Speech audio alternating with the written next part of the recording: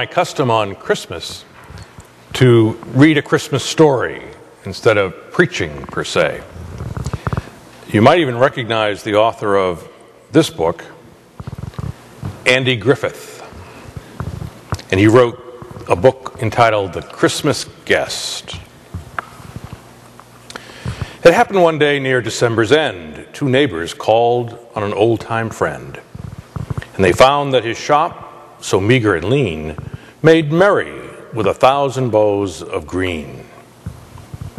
And Conrad was sitting with a face ashine when he suddenly stopped as he stitched twine and said, "Old friends, at dawn today, when the cock was crowing the night away, the Lord appeared in a dream to me and said, 'I am coming, your guest to be.'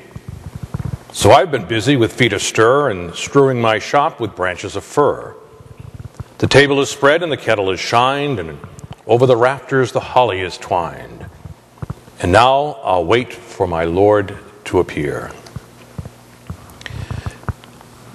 I will listen closely so I will hear his step as he nears my humble place, and I open the door and look on his face."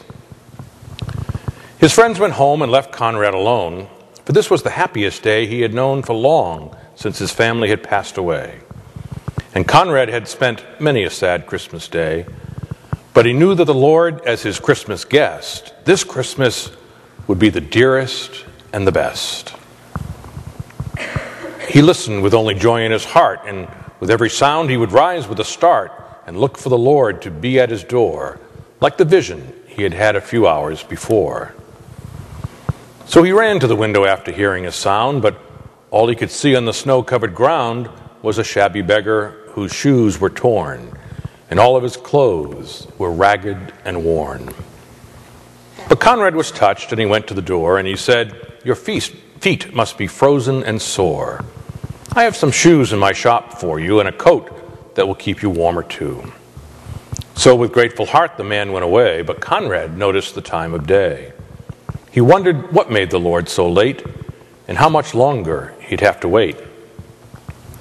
When he heard a knock, he ran to the door, but it was only a stranger once more, a bent old lady with a shawl of black, with a bundle of kindling piled on her back. She asked for only a place to rest, but that was reserved for Conrad's great guest. But her voice seemed to plead, "Don't send me away. Let me rest for a while on Christmas Day." So Conrad brewed her a steaming cup and told her to sit at the table and sup. But after she left, he was filled with dismay, for he saw that the hours were slipping away. And the Lord hadn't come as he said he would, and Conrad felt sure he had misunderstood, when out of the stillness he heard a cry, "Please help me and tell me, where am I?" So again he opened his friendly door and stood disappointed as twice before. It was only a child who had wandered away and was lost from her family on Christmas Day. Again Conrad's heart was heavy and sad, but he knew he should make the little girl glad. So he called her in and wiped her tears and quieted all her childish fears. Then he led her back to her home once more, but as he entered his own darkened door, he knew that the Lord was not coming today, for the hours of Christmas had passed away.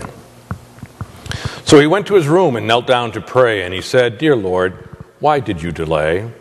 What kept you from coming to call on me?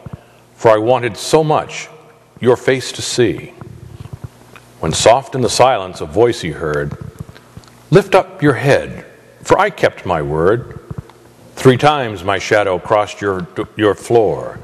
3 times I came to your lowly door. For I was the beggar with bruised cold feet. I was the woman you gave something to eat. And I was the child on the homeless street. 3 times I knocked, 3 times I came in. And each time I found the warmth of a friend. Of all the gifts, love is the best. And I was honored to be your Christmas guest."